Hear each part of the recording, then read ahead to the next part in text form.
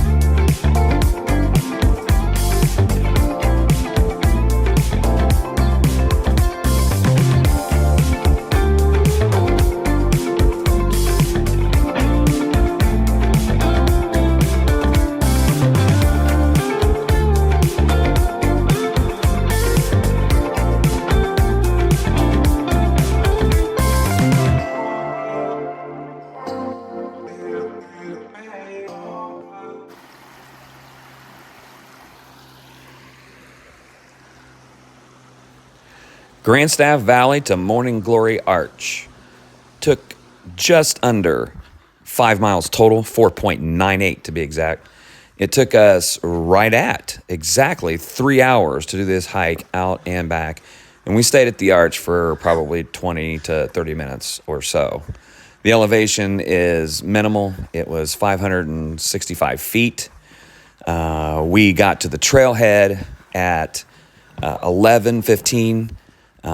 It was on a Tuesday in October during our fall break, and the parking lot was, I would say, half full at best. We saw not very many groups of people, maybe 6 or 7 total groups of people that were out there during the entire hike, and there were only 2 other groups, couples, that were at the arch. So we had the arch almost completely to ourselves when we were there hanging out at the arch. If you're wanting to get out of the national park area, away from arches and away from canyon lands, this is a tremendous option outside of the national parks. Grandstaff Valley Trailhead, it leads you to a couple of wonderful hikes, but the one to Morning Glory Arch is filled with water crossings that don't necessarily get your feet completely soaked or wet. It's a little bit in the shade. It can be in the shade. During the time that we went, it was, but that was, again, probably because of the month of October. I wouldn't expect that it would be extremely hot. If you can get there when the arch is in full sun, that would be outstanding. Everything about this hike is tremendous, I would say, except for one rather large exception.